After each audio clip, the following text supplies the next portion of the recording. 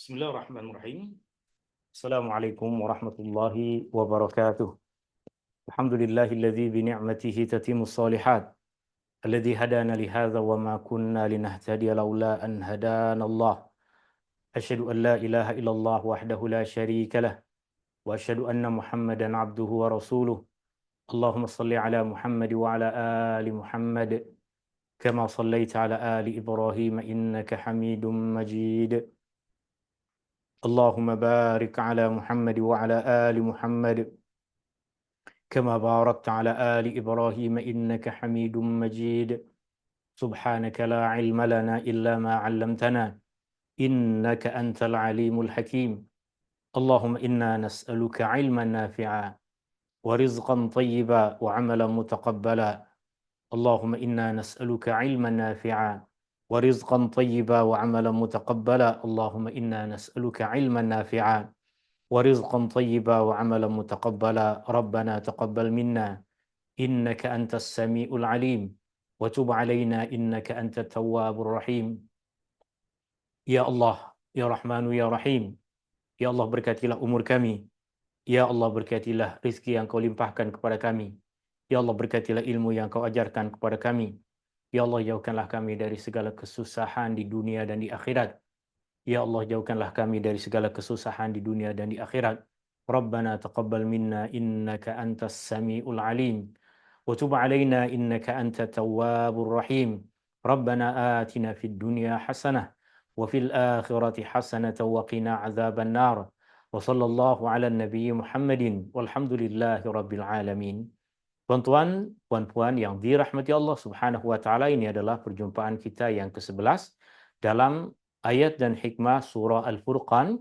Dalam majlis ilmu kita di petang hari ini, insyaAllah kita akan membaca ayat yang ke-35 sehingga ayat yang ke-40. Tuan-tuan dan puan-puan boleh sediakan nota tafsir Ibnu Katsir yang telah saya kongsikan kepada tuan-tuan. Dan puan-puan juga boleh sediakan mushaf Al-Quran yang ada terjemahannya untuk kita tengok pada ayat-ayat yang insyaAllah kita akan pelajari dan mungkin ayat-ayat lain yang berkaitan dengan tajuk yang insyaAllah kita akan kupas dalam majlis ilmu kita di petang hari ini.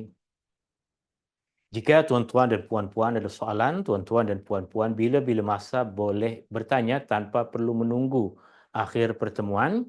Jika masa saya menyampaikan sesuatu, tuan-tuan dan puan-puan ada kemusykilan, maka tuan-tuan dan puan-puan boleh terus membuka mikrofon untuk bertanya berkaitan dengan apa yang tengah kita bahas, atau tuan-tuan dan puan-puan juga boleh tulis soalan itu di dalam chat room yang ada di dalam Zoom meeting ini. Kita mulakan majlis ilmu kita di petang hari ini dengan membaca Bismillahirrahmanirrahim. Surah Al-Furqan masuk dalam himpunan surah-surah Makkiyah dan ia boleh kita jumpai di dalam Al-Quran pada susunan yang ke-25.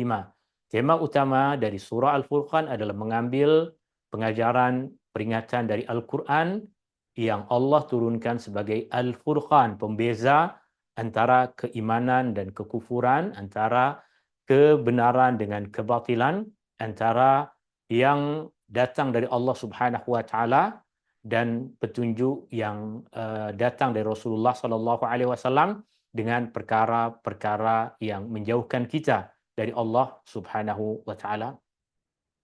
Isi kandungan dari surah ini seperti kebanyakan surah-surah Makkiyah adalah terfokus kepada Al-Quran dan keimanan. Keimanan kepada Allah, keimanan kepada hari akhir, itu yang akan banyak kita jumpai pada surah-surah yang Allah Subhanahu wa taala turunkan di Mekah sebelum Rasulullah sallallahu alaihi wasallam hijrah ke Madinah. Maka surah ini pun banyak mengupas tentang perkara keimanan, keimanan kepada Allah, keimanan kepada Rasul, keimanan kepada hari akhir. Jika kita perincikan bahagian yang kedua ini, maka kita boleh perincikan kepada 4 perkara utama, artinya mula dari ayat yang ke-10 sehingga bahagian akhir dari surah ini kita bahagi kepada 4 perkara. Yang pertama tentang keingkaran orang-orang musyrik dan bagaimana keadaan manusia nanti di akhirat, ia pada ayat yang ke-10 sehingga ayat yang ke-20. Pada bahagian yang kedua, orang-orang kafir sentiasa mencari-cari dan memberikan alasan untuk menolak kebenaran yang datang dari Rasulullah sallallahu alaihi wasallam. Pada bahagian yang ketiga, mula dari ayat 30 sehingga ayat yang ke-60, isi kandungannya adalah berkaitan dengan semua nabi yang Allah Subhanahu wa taala utuskan mesti berhadapan dengan orang-orang yang mengingkari. Maka petang hari ini kita akan mengupas bahagian dari isi kandungan yang C ini, kerana ayat yang kita akan baca adalah ayat 35 sehingga ayat yang ke-40 masuk dalam isi kandungan ini. Baru nanti di akhir majlis pertemuan pada minggu-minggu yang akan datang kita akan membahas tentang ayat-ayat selepasnya, di mana pada bahagian akhir surah Al-Furqan ini Allah Subhanahu wa taala memperincikan kepada kita sifat-sifat yang patut ada pada hamba-hamba Allah, yang Allah gelar mereka, Allah berikan kepada mereka gelaran Ibadur Rahman. Ini ayat yang insya-Allah kita akan baca dalam majlis ilmu kita di petang hari ini, ayat 35 sehingga ayat yang ke-40. Kita tengok ayat-ayat ini, kita baca terjemahan ringkasnya dan kita tengok perincian dari Al-Imam Ibn Kathir rahimahullahu ta'ala. Allah Ta'ala berfirman, A'udzu billahi minasyaitonir rajim. وَلَقَدْ آتَيْنَا مُوسَى الْكِتَابَ وَجَعَلْنَا مَعَهُ أَخَاهُ هَارُونَ وَزِيرًا. Dan sungguh kami telah berikan kitab kepada Musa. Sungguh kami telah berikan kitab kepada Musa, iaitu kitab Taurat, dan kami lantik saudaranya, iaitu Nabi Harun, sebagai menteri bersamanya, sebagai penolong kepada Nabi Musa alaihissalam. Musa adalah Nabi, Harun adalah Nabi. Musa adalah Rasul yang Allah utus, dan Harun juga Rasul yang Allah Subhanahu wa taala utuskan.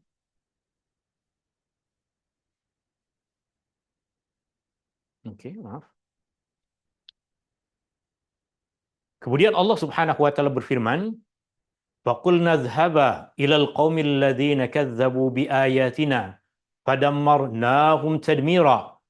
Lalu kami berkata, lalu kami berfirman, lalu kami perintahkan, idhaba, pergilah kamu berdua, ilal qaumil ladzina kadzabu biayatina, kepada kaum yang telah mendustakan ayat-ayat kami.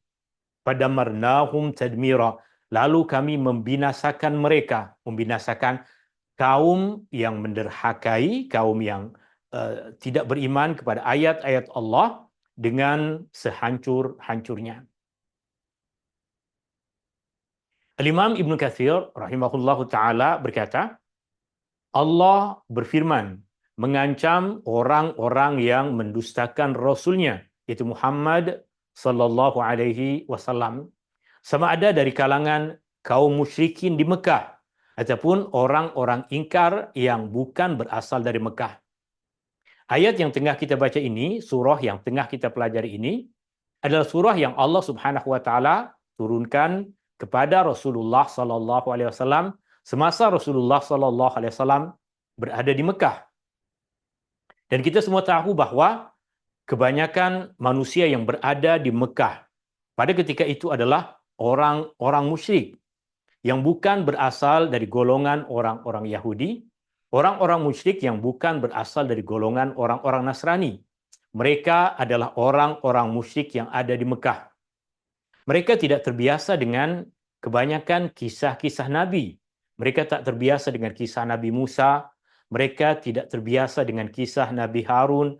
Mereka tak terbiasa dengan kebanyakan kisah-kisah Nabi. Ada beberapa Nabi yang masyhur nama-nama mereka di dalam masyarakat Arab.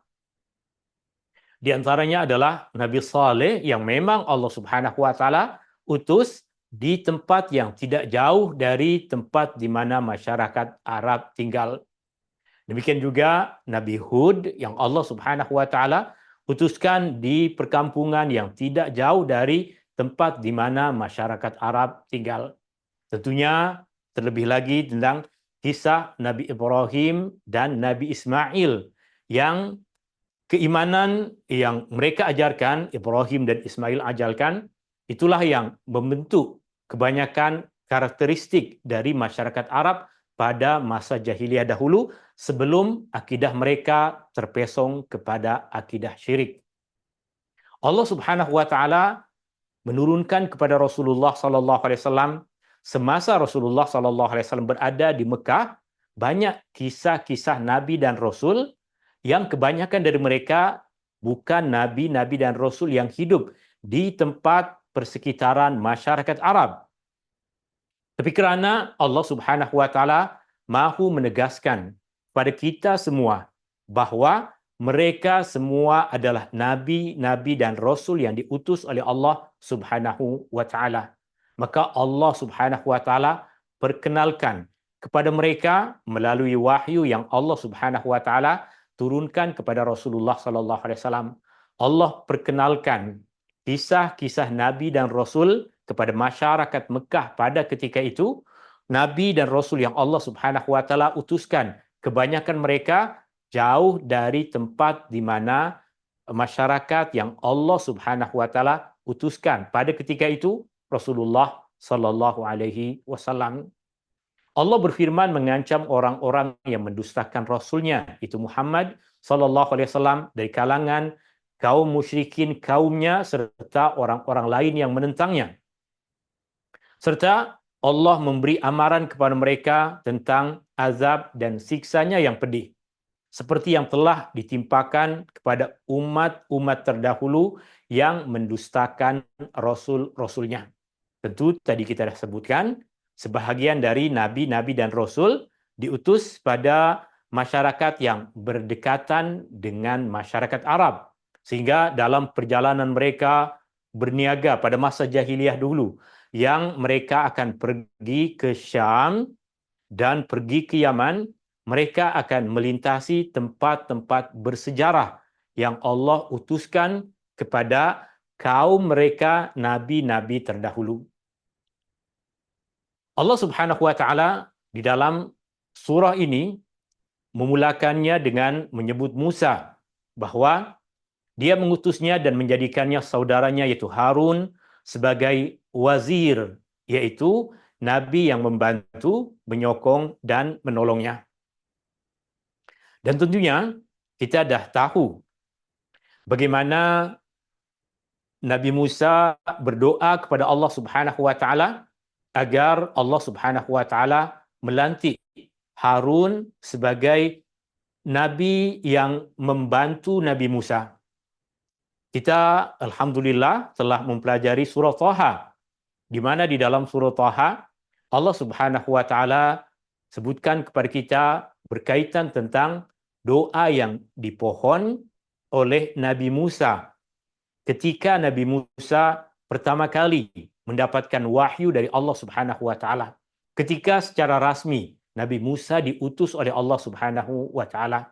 Boleh kita buka kembali surah Thaha untuk kita tengok apa yang dipohon oleh Nabi Musa kepada Allah Subhanahu wa taala, doa-doa yang dipanjatkan oleh Nabi Musa kepada Allah Subhanahu wa taala selepas Allah melantik Nabi Musa menjadi seorang rasul. Selepas Allah Subhanahu wa taala menurunkan wahyu kepada Nabi Musa alaihi salam. Boleh kita tengok di dalam surah Thaha. Surah Thaha di dalam Al-Quran boleh kita jumpai pada susunan yang ke-20, di mana doa Nabi Musa boleh kita jumpai mula dari ayat yang ke-25. Doa Nabi Musa boleh kita jumpai mula dari ayat yang ke-25, di mana Allah Subhanahu wa taala menyebutkan tentang apa yang dipohon oleh Nabi Musa selepas Allah melantik Nabi Musa menjadi rasul. Nabi Musa berdoa dengan berkata, dia berkata, Rabbi syrahli sadri, Tuhanku, lapangkanlah untukku dadaku. Wa yassirli amri, dan mudahkanlah bagiku urusanku. Wahlul 'uqdatam min lisani, dan bukalah ikatan yang mengikat lisanku. Kerana Nabi Musa mengadu kepada Allah Subhanahu wa taala bahawa dia tidak fasih dalam bertutur kata. Apa maksud tidak fasih dalam bertutur kata? Dalam riwayat Nabi SAW menceritakan bahwa pernah terjadi satu eksiden ketika Nabi Musa masih kecil yang menyebabkan lidah Nabi Musa terkena bara api yang menyebabkan dia susah mengucapkan beberapa perkataan. Maka Nabi Musa meminta kepada Allah Subhanahu wa taala agar dimudahkan dia dalam menyampaikan pesan-pesan perintah Allah Subhanahu wa taala kepada kaumnya.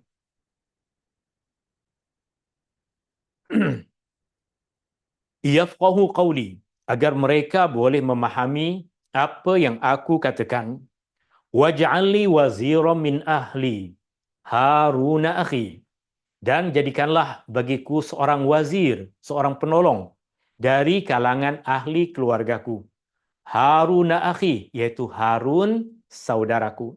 Kita dah mempelajari pada ketika itu masa kita memberikan perincian kandungan hikmah dan pengajaran dari surah Thaha bahwa Harun adalah abang kepada Nabi Musa. Harun adalah abang kepada Nabi Musa. Jika Harun adalah abang kepada Nabi Musa, kenapa yang kita jumpai dalam susunan senarai nabi-nabi yang Allah Subhanahu wa taala utuskan, kenapa Nabi Musa disebut dahulu sebelum Nabi Harun? Tentu kita dah mempelajari masa kita membahas surah Thaha itu, di antara apa yang kita perincikan adalah yang pertama, kerana Nabi Musa dilantik lebih awal dibandingkan dengan Nabi Harun. Meskipun Nabi Harun adalah abang kepada Nabi Musa lebih dahulu mendapatkan wahyu dari Allah dibandingkan dengan Nabi Harun. Dan yang kedua, Nabi Musa mendapatkan kitab dari Allah, sedangkan Nabi Harun tidak mendapatkan kitab dari Allah. Justru kitab yang Allah turunkan kepada Nabi Musa juga menjadi pegangan untuk Nabi Harun. Dan yang ketiga, Allah Subhanahu wa taala berikan kepada Nabi Musa banyak mukjizat. Sedangkan Allah Subhanahu wa taala tidak banyak memberikan mukjizat kepada Nabi Harun. Dan yang keempat, Allah Subhanahu wa taala jadikan syariat Nabi Musa sebagai syariat untuk nabi-nabi selepasnya, termasuk di dalamnya Nabi Harun. Dan juga Nabi Musa disenaraikan di dalam golongan nabi-nabi ulul azmi, nabi-nabi yang banyak mendapatkan ujian dari Allah Subhanahu wa taala, dan mereka boleh menghadapi ujian-ujian tersebut dengan baik. Mereka boleh lulus dalam ujian-ujian yang Allah Subhanahu wa taala berikan kepada mereka. Kembali kepada apa yang disebutkan oleh Imam Ibn Katsir di sini, dia mengutusnya dan menjadikan saudaranya Harun sebagai wazir, itu nabi yang membantu, menyokong dan menolongnya. Tadi di dalam surah Thaha kita membaca bahwa Allah menceritakan kepada kita bahwa Nabi Musa meminta kepada Allah agar Harun dilantik menjadi nabi. Maka boleh jadi akan ada kemusykilan bagi sebahagian dari kita. Adakah Nabi Harun adalah seorang nabi yang dipilih oleh Allah Subhanahu wa taala selepas doa Nabi Musa? Atau bukankah Allah Subhanahu wa taala telah menentukan segalanya? Apa yang perlu kita fahami adalah Allah telah mengetahui segalanya dan Allah telah menentukan apa yang Allah kehendaki untuk terjadi. Nabi Musa telah pun dipilih oleh Allah Subhanahu wa taala untuk menjadi nabi dan rasul sebelum Nabi Musa ada. Allah telah memilih Nabi Harun untuk menjadi nabi dan rasul sebelum Nabi Harun ada. Kerana ilmu Allah Subhanahu wa taala, Allah Maha mengetahui sejak azal lagi, sejak sebelum ada makhluk. Bahkan kita semua mengetahui bahawa Allah Subhanahu wa taala mengetahui perincian yang akan terjadi pada hari kiamat. Padahal hari kiamat belum lagi terjadi pada kita. Tapi semua perincian itu Allah Subhanahu wa taala mengetahuinya. Dan sebahagian dari perincian hari kiamat Allah Subhanahu wa taala dah ceritakan kepada kita. Sebahagian dari perbualan manusia pada hari kiamat nanti telah Allah ceritakan kepada kita di dalam Al-Quran. Maka Doa Nabi Musa bukan menjadi penyebab Nabi Harun menjadi nabi. Doa Nabi Musa alaihi salam telah diketahui oleh Allah Subhanahu wa taala, dan Allah telah pun memilih Nabi Harun untuk menjadi nabi sebagaimana Allah Subhanahu wa taala telah memilih nabi-nabi yang lain selepasnya sebelum mereka dilahirkan. Semua nabi yang Allah Subhanahu wa taala utuskan, semua rasul-rasul yang Allah Subhanahu wa taala kehendaki untuk menyampaikan dakwah kepada umat manusia, senarai mereka telah diketahui oleh Allah Subhanahu wa taala meskipun pada masa dan keadaan yang mereka belum lagi dilahirkan. Kembali kepada apa yang dikatakan oleh Imam Ibnu Katsir di sini, Firaun dan tentaranya mendustakan mereka berdua, maka Allah membinasakan mereka dan orang-orang yang kafir yang sama seperti mereka.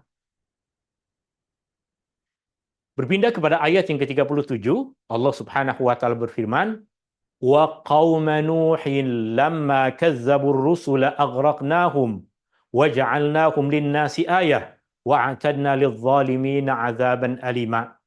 Dan demikian juga kaum Nabi Nuh. Dan demikian juga kaum Nabi Nuh. Allah telah mengutus kepada mereka Nabi Nuh. Dan Allah Subhanahu wa taala ceritakan kepada kita bahwa kaum Nabi Nuh, kebanyakan dari mereka menolak dan mendustakan kebenaran yang Allah Subhanahu wa taala turunkan kepada Nabi Nuh. Allah ceritakan di sini, lamma kadzabur rusul, kaum Nabi Nuh, ketika mereka mendustakan rasul-rasul, ketika mereka mendustakan para rasul, kami tenggelamkan mereka dan kami jadikan mereka satu tanda, satu contoh kepada umat manusia, dan kami sediakan bagi sesiapa yang zalim azab siksa yang tidak terperi sakitnya. Jika tuan-tuan dan puan-puan tengok kepada ayat yang tengah kita bahas ini, kita tengok kepada perkataan qaum Nuhil lamma kazzabur rusul. Kaum Nuh yang bermaksud kaum Nuh, kaum Nabi Nuh. Lama, ketika, kazzabu, mereka mendustakan. Kazzabu bermaksud mereka mendustakan. Ada waw dan alif pada perkataan kazzabu, menunjukkan ia adalah perkataan yang digunakan untuk jamak, untuk plural. Mereka mendustakan. Ar-rusul bermaksud para rasul. Perkataan ar-rusul adalah bentuk jamak, bentuk ganda untuk perkataan rasul. Rasul bermaksud satu orang rasul. Sedangkan rusul bermaksud rasul-rasul atau para rasul. Kenapa ia boleh menjadi satu kemusykilan bagi kita? Ini kerana kita tahu yang Allah Subhanahu wa taala utus kepada kaum Nabi Nuh hanya satu orang rasul, yaitu Nabi Nuh sahaja. Tapi kenapa di dalam ayat ini Allah sebutkan mereka mendustakan para rasul. Mereka mendustakan rasul-rasul yang Allah utuskan. Kenapa bukan disebutkan mereka mendustakan satu orang rasul, yaitu Nabi Nuh? Perincian tentang perkara ini penting untuk kita fahami. Al-Imam Ibnu Katsir rahimahullahu taala sebutkan kepada kita, beliau mengatakan, sesiapa yang mendustakan satu orang rasul, siapa yang menolak kebenaran satu orang rasul, maka dia telah mendustakan semua rasul. Kerana tidak ada perbezaan antara rasul-rasul yang Allah Subhanahu wa taala utuskan. Semua adalah utusan Allah. Semua adalah manusia-manusia pilihan Allah. Semua adalah insan-insan yang mulia. Semua adalah insan-insan yang membawa wahyu kebenaran dari Allah Subhanahu wa taala. Nabi Nuh adalah seorang rasul yang mulia. Nabi Ibrahim adalah seorang rasul yang mulia. Nabi Musa adalah seorang rasul yang mulia. Nabi Isa adalah seorang rasul yang mulia. Nabi Muhammad sallallahu alaihi wasallam adalah seorang rasul yang mulia. Jika kita mendustakan mana-mana rasul yang Allah Subhanahu wa taala utuskan, maka ia bermaksud menolak semua rasul. Dalam keimanan kepada rasul, kita tidak diberikan pilihan oleh Allah Subhanahu wa taala. Kita mesti beriman dan percaya kepada semua rasul yang Allah Subhanahu wa taala utuskan. Jika kita menolak satu rasul yang Allah Subhanahu wa taala utus, maka ia bermaksud kita menolak semua. Kerana tidak ada perbezaan antara satu orang rasul dengan rasul yang lain. Seandainya Allah mengutus kepada mereka semua rasul, mereka tetap akan mendustakannya. Sekarang kita hidup pada masa Rasulullah sallallahu alaihi wasallam. Rasul yang diutus kepada kita adalah Muhammad sallallahu alaihi wasallam.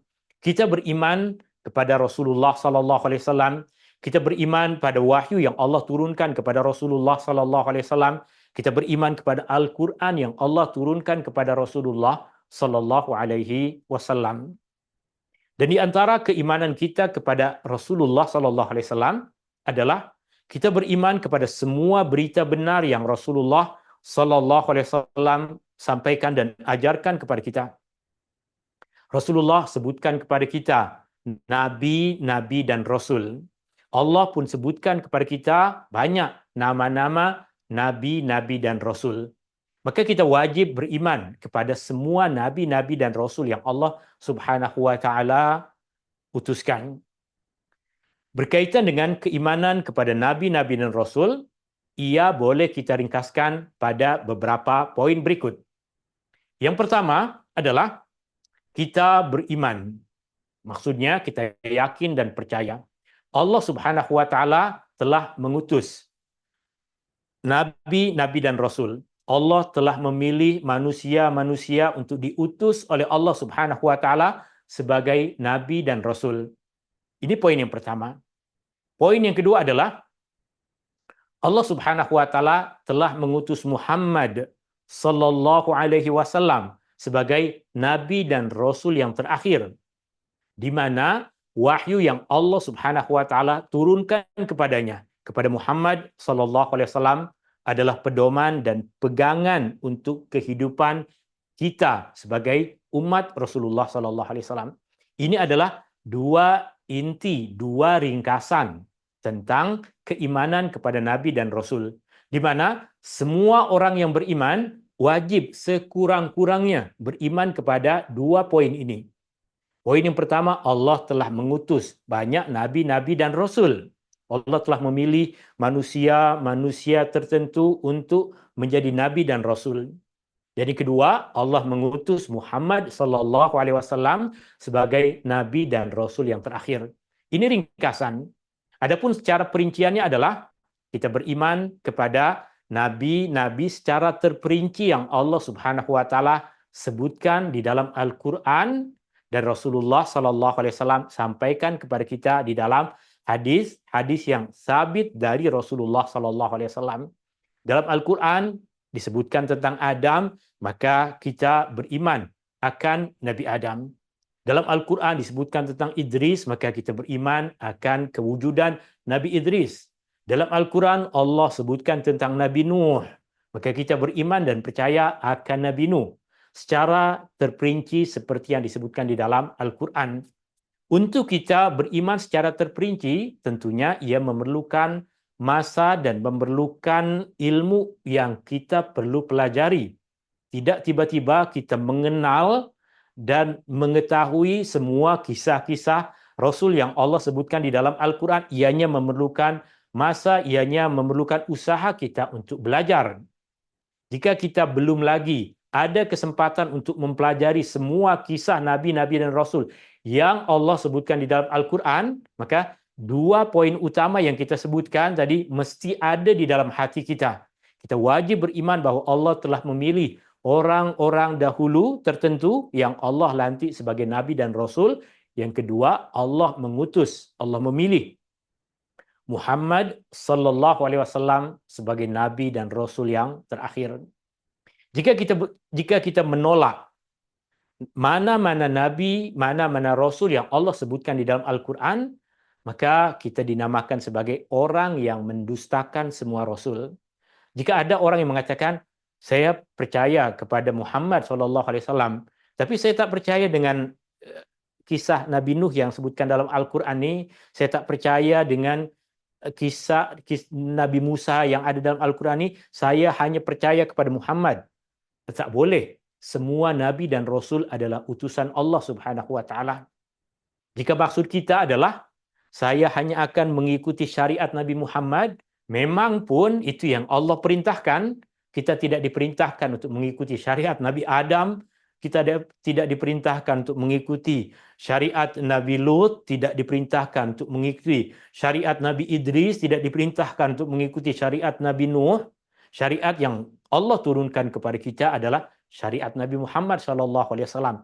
Tapi pada masa yang sama, kita wajib beriman bahwa mereka adalah manusia pilihan Allah yang Allah utuskan kepada umat manusia untuk menyampaikan wahyu dari Allah Subhanahu wa taala. Kita tengok selanjutnya.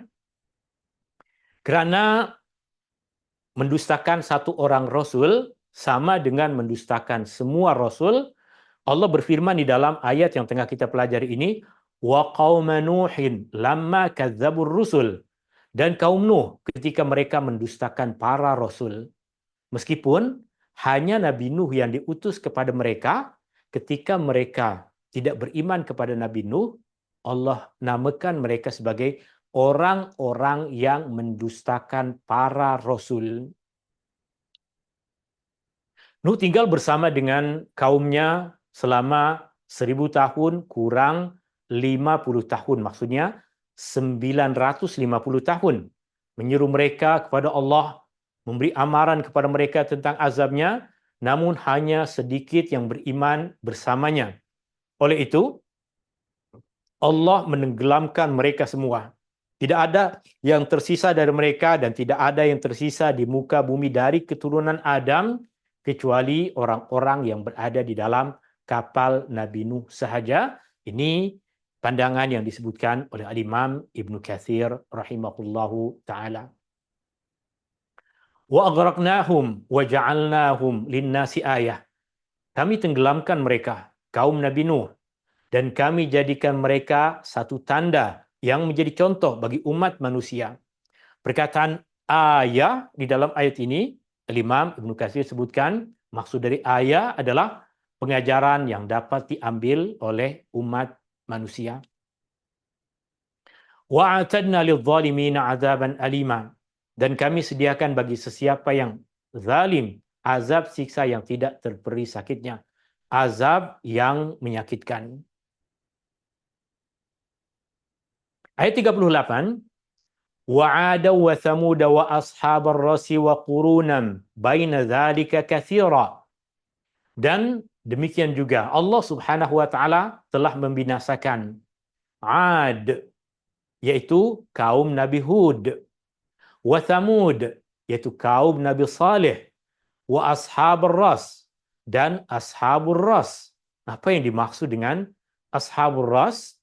Wa qurunan baina dzalika katsira, dan banyak lagi dalam zaman-zaman di antara masa yang tersebut itu. Telah banyak kaum yang dibinasakan oleh Allah kerana keingkaran dan kekufuran mereka kepada Nabi dan Rasul yang Allah Subhanahu wa taala utuskan. Imam Ibn Katsir di dalam kitab tafsirnya sebutkan kepada kita tentang apa yang dimaksud dengan Ashabur Ras, di mana banyak pandangan yang disebutkan oleh Imam Ibn Katsir berkaitan dengan apa yang dimaksud dengan Ashabur Ras. Di antara pandangan yang disebutkan oleh Imam Ibn Katsir adalah apa yang kita sebutkan di sini. Imam Ibn Jarir, yaitu Muhammad bin Jarir At-Tabari rahimahullahu ta'ala, memilih pandangan bahawa yang dimaksud dengan Ashabur Ras di dalam ayat ini adalah Ashabul Ukhdud yang disebutkan oleh Allah Subhanahu wa taala di dalam surah Al-Buruj. Ashabur Ras adalah Ashabul Ukhdud yang kisahnya Allah Subhanahu wa taala sebutkan di dalam surah Al-Buruj. Dan alhamdulillah kita pun telah mengkaji dan mempelajari kandungan makna yang ada di dalam surah Al-Buruj, dan tuan-tuan dan puan-puan boleh merujuk kembali kepada rakaman surah Al-Buruj untuk mempelajari tentang siapakah yang dimaksud dengan Ashabul Ukhdud. Wa qurunan baina dzalika katsira, dan banyak lagi zaman-zaman di antara yang tersebut itu. Selain dari apa yang Allah sebutkan di dalam ayat-ayat ini, kaum Nabi Musa, selain dari kaum Nabi Nuh, selain dari kaum Thamud, selain dari kaum Ad, selain dari Ashabur Ras, Allah sebutkan banyak kaum-kaum yang lain yang hidup di antara kurun-kurun tersebut yang Allah Subhanahu wa taala telah binasakan kerana keingkaran dan kedegilan mereka, kerana kekufuran mereka pada nabi yang Allah Subhanahu wa taala utuskan kepada mereka. Masyarakat Arab pada ketika itu, seperti yang tadi kita sebutkan di muqaddimah, sebahagian dari kisah-kisah nabi, khususnya misalnya kisah Nabi Saleh, kisah Nabi Ibrahim, biasa tersebar di dalam masyarakat Arab. Kaum Nabi Saleh misalnya hidup pada negeri yang tidak jauh dari pemukiman masyarakat Arab, sehingga mereka mengetahui tentang banyak perincian dari kisah kaum Thamud, kisah kaum Nabi Saleh alaihi salam. Allah memberikan peringatan kepada mereka bahawa keingkaran mereka kepada Allah Subhanahu wa taala membuat mereka mendapatkan apa yang mereka layak untuk mendapatkannya, yaitu kebinasaan dari Allah Subhanahu wa taala. Allah memberikan ancaman kepada mereka bahawa jika kamu semua mendustakan Rasul yang aku utuskan, maka Allah mampu untuk melakukan apa yang Allah telah lakukan ke atas umat-umat terdahulu. Tetapi kasih sayang Allah Subhanahu wa taala kepada Rasulullah sallallahu alaihi wasallam, kasih sayang Allah kepada umat Rasulullah sallallahu alaihi wasallam, Allah tidak binasakan umat Rasulullah sallallahu alaihi wasallam meskipun banyak di antara orang yang telah sampai kepada mereka kebenaran Rasulullah sallallahu alaihi wasallam menentang, menolak dan ingkar kepadanya. Ayat 39, wa kullan darabna lahul amsal wa kullan tabbarna tatbira, dan masing-masing telah kami berikan kepadanya contoh tauladan yang mendatangkan i'tibar. Allah telah berikan kepada Rasulullah sallallahu alaihi wasallam, telah turunkan kepada Rasulullah wahyu berkaitan tentang nabi-nabi terdahulu untuk memberikan pengajaran bagi Rasulullah sallallahu alaihi wasallam, untuk Rasulullah sampaikan kepada umatnya agar umatnya juga mendapatkan pengajaran seperti pengajaran yang didapatkan oleh Rasulullah sallallahu alaihi wasallam. Semua umat-umat yang derhaka tersebut masing-masing telah kami hancurkan sehancur-hancurnya. Ayat yang terakhir, ayat yang ke-40, walaqad atau 'alal qaryati allati umtirat matar as-saw afalam yakunu yarawnaha bal kanu la yarjuna nusyura. Dan demi sesungguhnya mereka yang menentangmu wahai Muhammad telah melintasi negeri yang telah dihujani dengan azab yang buruk. Artinya masyarakat Arab ketika mereka pergi berniaga ke Syam pada ketika itu, sebahagian dari mereka akan melintasi negeri-negeri yang dahulu umatnya, kaumnya telah dibinasakan oleh Allah Subhanahu wa taala. Di antaranya adalah mereka akan pergi berniaga dan ada masanya mereka melintasi negeri kaum Sadum, negeri kaum Sodom, yaitu negeri kaum Nabi Nuh, negeri kaum Nabi Lut alaihi salam, yang Allah Subhanahu wa taala telah binasakan mereka.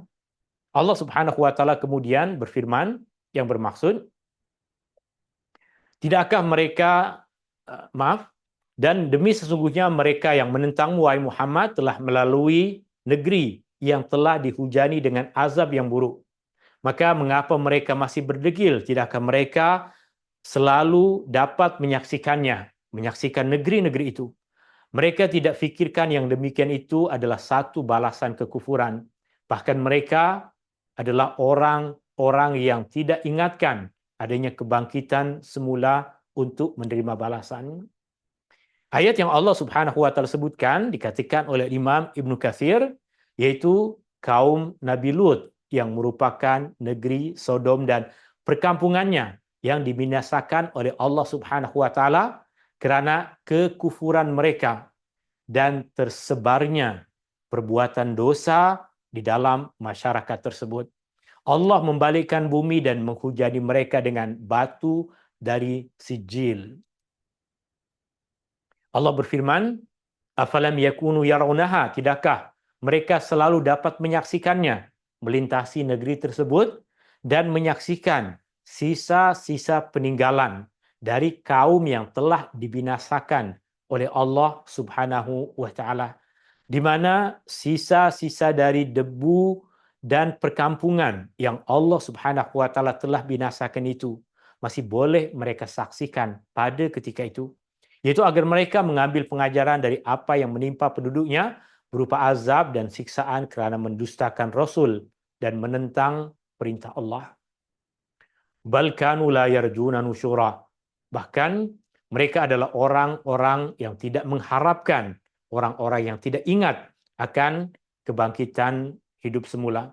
Mereka adalah orang-orang yang kafir yang melintasi perkampungan itu dan tidak mengambil pengajaran kerana mereka tidak mengharapkan kebangkitan, kerana mereka tidak beriman akan hari kebangkitan, yaitu hari kiamat, di mana manusia dibangkitkan oleh Allah Subhanahu wa taala untuk mendapatkan balasan ke atas amal perbuatan yang mereka lakukan masa mereka hidup di dunia. Tuan-tuan, puan-puan, hadirin yang dirahmati Allah Subhanahu wa taala, ini ayat-ayat yang kita pelajari dalam majelis ilmu kita di petang hari ini, dan pengajarannya tadi pun banyak kita dah kupas. Di antara pengajaran utama dari apa yang tadi kita pelajari adalah kaum yang mendustakan rasul-rasul yang Allah Subhanahu wa taala utuskan, seperti kaum Nabi Nuh, seperti Firaun dan orang-orang yang mengingkari kebenaran yang dibawa oleh Nabi Musa. Kaum Nabi Lut telah menerima azab yang tidak terperi sakitnya, azab yang perih, azab yang menyakitkan. Allah Subhanahu wa taala menyebutkan kisah-kisah umat terdahulu yang dibinasakan kerana mendustakan rasul-rasul yang Allah utuskan adalah pengajaran bagi kita, pengajaran bagi umat manusia. Allah menjadikan mereka sebagai tanda dan contoh agar manusia mengambil iktibar dan tidak mengulangi kesalahan dan kesilapan yang sama. Semoga kita sentiasa mengambil pengajaran dari kisah-kisah yang Allah Subhanahu wa taala sebutkan di dalam Al-Quran.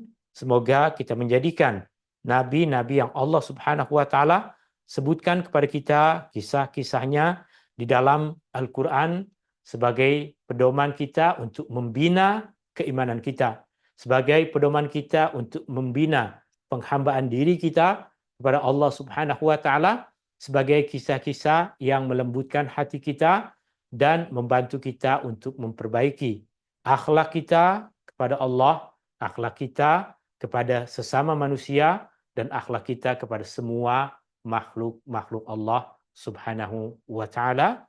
Hadani Allah wa iyyakum ajma'in. Subhanakallahumma wa bihamdika asyhadu an la ilaha illa ant astaghfiruka wa atubu ilaik. Allahumma anfa'na bima 'allamtana wa 'allimna ma yanfa'una وزدنا علما وصلى الله على النبي محمد والحمد لله رب العالمين. شكرا. السلام عليكم ورحمة الله وبركاته. Assalamualaikum warahmatullahi wabarakatuh. Terima kasih Ustaz. شكرا. جزاكم الله خيرا. Waalaikumsalam. Terima kasih Ustaz. Terima kasih tuan.